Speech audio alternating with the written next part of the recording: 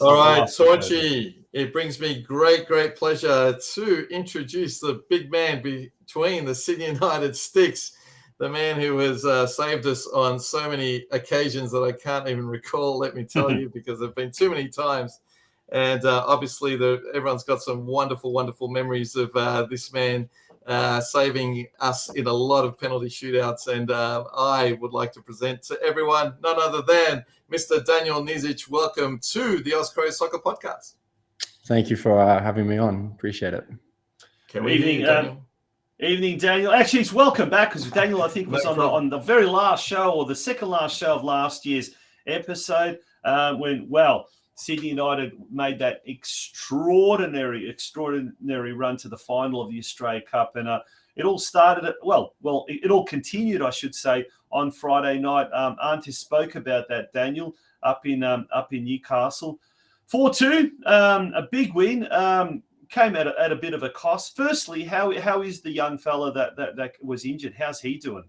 Yeah, Ante's doing okay. He I think it was just an elbow that like in a challenge came up for a head out elbow and sort of connected with him on the side of the head, and just the way he fell. And I think he wasn't knocked out, but I think it was a bit precaution, how you going sort of thing. Yeah. And I think they just took more precaution on making sure that it was nothing too serious. But as far as I'm aware, I've spoken to him a couple of times, and he seems good. He's he's moving around and that, good. So that's good to hear. Yeah, it was frightening scenes there, and obviously they put a neck brace on him and stretched him off the pitch. And of course, Daniel, there was a half-hour layoff. The teams had to pretty much warm up again, didn't they, because of the injury? Yeah, it was. Obviously, we're all concerned about whenever he was down there. Exactly not sure what was going on, but yeah, that long, I think it was 25, 30 minutes or something like that. We were just sort of walking around, and then it looked like they were going to move him, and then so we started moving, and then but then he was not getting up, so it was like sort of just trying to keep warm. It was a bit of a weird one, but look, just glad that he's okay. Yeah, thankfully he's okay. So tell us a bit. The game was a bit of a funny game, wasn't it? We led twice, and even with 10 men, they were able to equalise somehow. Yeah, look, they came flying first. Like I think it was, the first 15 minutes, they came flying, very intense, high press. And then they got the red card, which made it a little bit easier, slowed the game down. But yeah, it was a game of I think it was a game of who could make the least mistakes. And look, at the end of the day, look, they they a couple of errors there, and we got the goals, and at the end of the day, look, whether we were good, whether we were bad or amazing or whatever, we got the win and went to the next round. So, yeah, and tell us a little bit about the preparation, because you actually came up to Newcastle the day before, didn't you? Yeah, I've been up there. I was up there since Tuesday training. So like, look, at the end of the day, I've got an opportunity. I'm moving to an A-League team. Friday night, the game was my last game for the club. So it was a bit of an emotional one, but look, I've been given a chance, an opportunity, and something that I'm want to take with both hands and give it everything I got. So more breaking news, more major announcements on this show. I don't know. We've never had this many announcements. Daniel, so you are moving to an A-League club. Are you at liberty to say which club that is? Yeah, look, I'm moving to MacArthur. I think a lot of the creation community around is sort of hearing it, but yeah, it is something that is happening. Like I said, Friday night was my last game, and I'll be there now. Like, obviously won't be up to play, the next round, but I'll be there to support them, and and I hope we go, Sydney and I can go all the way, make it back-to-back finals. So. Do you know the rules are you actually able to play for MacArthur in the future rounds? You're not? I'm cut tied now, so whether MacArthur we make it to the final or not, I won't be eligible to play. And you're joining an ex-Sydney United legend in Mile Stojowski, who'll be a coach, right? How's Mile been so far? Mile's been good. He's a great coach. He's working us hard. We have obviously the Australia Cup games coming up, and we also have the Asia Cup in September. So he's been putting us through our paces, and yeah, he's been really good. He's really good. So good signs, good start. Well, that really provides the A-League with a real Croatian flavour now. Doni Grdic has signed from. He's got an Australian passport. He signed for Western Sydney Wanderers, and another fella who we mentioned last week, Martin Jakolic, who's also got an Australian passport, even though he's from Croatia, has signed with Melbourne City. So. In years gone by, we probably haven't had as many as we'd like. But Daniel, on a personal note, that's congratulations, and that's well done. But personally, I think it's well overdue. I think I'm surprised that after last year's effort, you weren't snapped up by an A-League club. But look, better late than never. And when do you actually start training with them? Or have you already started training with them? I've started training with them now. Yeah. But I just wanted to say a quick thank you to City United as the club. It's been an amazing 3 years there. They brought me in like family, and considering I was gonna maybe quit football, they brought me in and gave me that love again. The fans, everyone's been amazing. The Croatian culture around there. We train Friday nights, go up to the club, have dinner.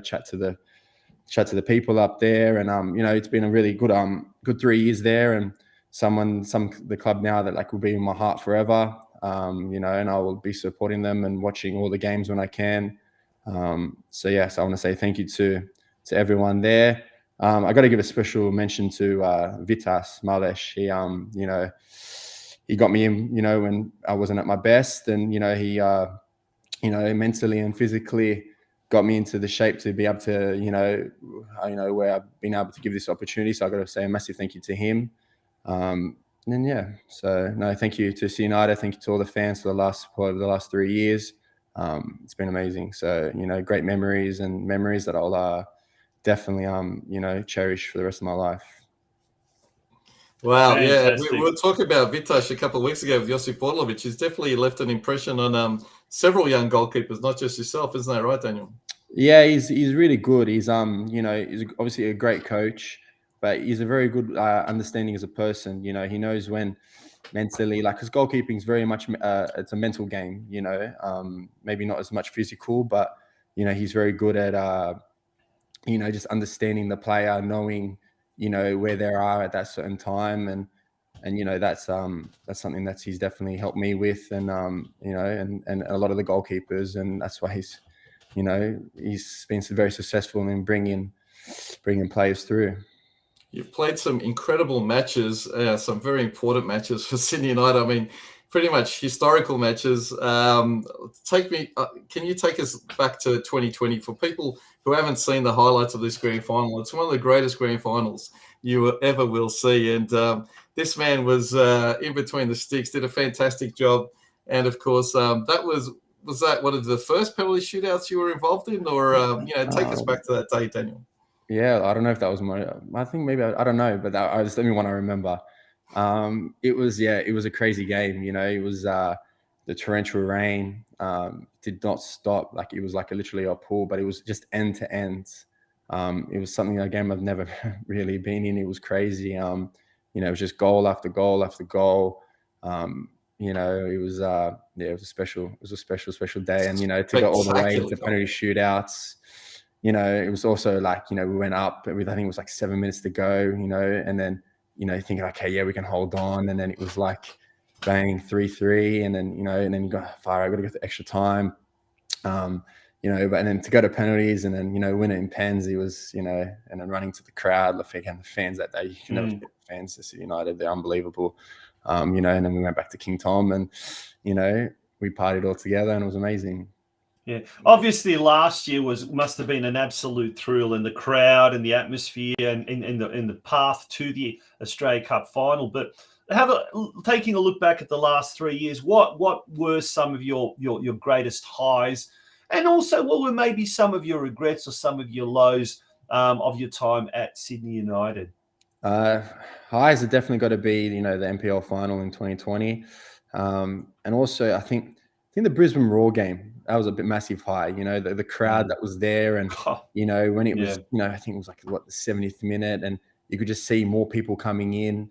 It was, it was wild, and the way that extra time again, and tricky, always coming up with the magic.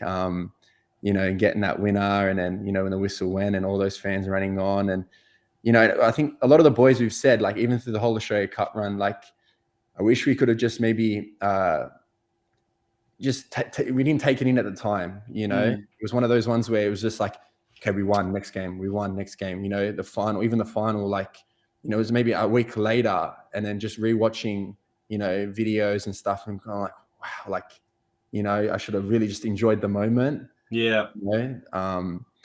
But yeah, it was historic. You know, it was historic and magnificent time. And of course, you had a very emotional interview at the end of that match, didn't you, Daniel? Yeah. Have you watched that a few times or what? Yeah, every time I watch that, I cringe, man. But it was emotion. It was straight after the game. Yeah, it was. Beautiful. Like, I didn't know what I was saying. It was just one of those, like, you know, I just see my dad over there, like, you know, and I haven't seen him yet. All I want to do is hug him. And, you know, it was just, yeah, it was, I don't know. Insane. Even like now, like the smile, like, just, you know, thinking about all that times, it was beautiful. It was magical. It was magical. It was fantastic. Oh, it's incredible for people watching it. You know, people at the ground, but people watching it on the stream. It was just absolutely amazing. But look, Sydney United, I think last year, of course, it was the Croatian tournament up in Sydney, so there was a lot of Croatians from around Australia. But we felt it here on the Oz Cro Soccer Show, just how much of a uniting force that it became like a movement Australia wide. And, you know, I say, if there was a national second division now, Sydney United goes to any capital city in Australia, there's going to be hundreds, if not thousands, of Croatia supporters there going to those games. So it was like the good old days of it really becoming a movement. And I guess you guys were responsible for it. But getting back to that little thing that you said, you wish that you had have enjoyed it. When you look back at it in retrospect, is it possible to even enjoy it and be in the moment when you know that you've got so many other things? You know, you've got the next game coming up and you have to act like true professionals. Is it possible to enjoy that type of, I don't know, experience in the moment? I don't think it was, like, you know, like, I've never seen, you know, you got to remember, we were, I think, the semifinals, like, we were 3 months, our season was finished. But I've never seen the boys more like switched on. It was like, job done. Okay, enjoy that night, and then it was straight back into training. And, you know, we wouldn't have a game, like, it was every like 2 weeks the games. So we were playing like friendly games. Like another one, we were playing Newcastle, Croatia. Like, you know, they came down to play against us to give us those minutes. Yeah, but it was just that next one. You know, it was, okay, training, bang, bang, bang. You know, work on this. You know, it was never like, we never had that time to really soak it in. You know, really look and go. Oh, it was only until obviously after, you know, we look back now, and, you know, obviously what we've done is, you know, something that, look, I hope all NPL teams can, you know, get the opportunity to do what we experienced, but it was not an easy thing, and we didn't have an easy run. You know, we had to beat Western, who, you know, just come off winning the A-League. You know, Brisbane Raw, you know, with big players, Charlie Austin, you know, players like that. You know, they all had full strength teams. So to do what we done, you know, it's crazy. It was incredible. Yeah, absolutely right. Yeah, absolutely amazing. I don't know, gents. I mean, I'm going to go out on a limb, and I'm going to say that no NPL club will ever, you know, equal those feats, because, you know, you know, Giant Killers cup sets, we hear about it all the time, and it happens all the time. But that's usually one-off. And as you progress more and more into the competition, the A-League clubs start to really get more match practice and start to approach their own season. So when you put all that into perspective, it was a giant killing feat, but times it by 2. And even in the final, you know, there were moments where you could have had 2 penalties. It took 2 penalties to beat us. Right. Exactly right. And one dubious one, probably, anyway. Maybe both. I don't know. Daniel, have you got thoughts on that? I wanted to ask you, though, do you guys feel that you are the tall poppies now because you made the final? Does the team feel that pressure? Because definitely. Last year? I feel like there's definitely pressure, you know, to repeat, I guess, what we did. You know, like, we've set that bar now, and, you know, as like club and fans, they're going to want to experience that feel and that time again last year. So there is definitely pressure for us to, you know, get back to that stage again. And look, the boys, look, and they were in around a 16. You know, it's unfortunately, like, you know, I won't be playing anymore. But I know the boys, they're switched on, and like our season at the end of the day is, we don't have finals this year, and we can't come first. So the boys are all switched on for this Australia Cup. So there's and I back the boys that whoever we get next round, they'll get the job done, and and then again, just one game at a time, and hopefully we'll, as long as everyone's there to support, and we'll push them through. And are we a cup team, Daniel? Because obviously the last 2 seasons in the league we haven't really fared very well, but come the cup, somehow we just pull it out, don't we? Yeah, we seem to like the big big cup games, the ones that where you must win, otherwise you're gone. But look, again, you got to remember, like, the boys, okay, yeah, which is understandable. Like, we haven't been good this year in the league, and it's not good enough. But the boys, we went 3 months, past the season, and then we didn't have much of a break, and then we're back in, and whether that maybe played a fact in the boys being tired, lethargic. Yeah. It's not easy. You look at like a lot of the teams, like, they go into the Europa League and they go so far. Look how they go the following season, their league. They don't do the best. So. Yeah. Do you find a 30 round competition is a lot for part-timers? And then when you factor that a potential B League, I mean, geez, it is a lot, isn't it? And plus the cups on top of that. Yeah, of course, it's a lot. 30 games is a lot. I think around 27. I think we would have been done 2-3 weeks ago. And you got to remember, a lot of the boys, there's tradies, and they're working hard all day on job sites, and then coming at night training. So it is a lot on the bodies, but look, we chose to do this, and and yeah, so. Now, Daniel, if Sydney United were to get to, let's say, the national second division, and we talked with Mark Ivkovic just before, and he's adamant that it's highly unlikely, would need a miracle for it to get off the ground next year. But should Sydney United be one of those teams that are chosen to be in the national second division, well, what are some of the things that the club would need to do? Obviously, recruit a few players and go professional and all of that kind of stuff. But is the infrastructure by and large there in place? The juniors, the academies, all of that sort of off-field stuff that we as fans don't necessarily see? Yeah, definitely. I think the club as a whole is definitely ready to take that step up into that B League if the B League does happen. There is a good youth setup going on. Glenn Shafiro is now taken over as technical director for the youth. So yeah, I think there's definitely, there's a good pathway. Like, look at Friday night, young Alessandro, he's come through, and, he's now, obviously scored last night on Friday night. So there's good talent coming through. And of course, B League is definitely going to be where you're going to need maybe some more younger players who can do full time. But definitely as a club, with the stadium and, the facilities we have, and again, like with, I think, any Croatian team, whether it's Melbourne Knights, anyone, you go to anywhere interstate, and there's Croatians that are coming in to support. We will bring crowds to games, and so I definitely think that United is ready and will do and be successful in the B League if it happens. Fantastic. Yeah, I just wanted to ask Daniel, there's a lot of players and goalkeepers and, going to Croatia, going to Europe, going overseas. Obviously, you experienced that as well at a young age. Are there any tips and tricks that you can give these particular players? Or what is it? It's all individual experiences. It's all different depending on where you go, or what's the story? For me, I'm just, I'm a big believer where just whatever you got to lose, go.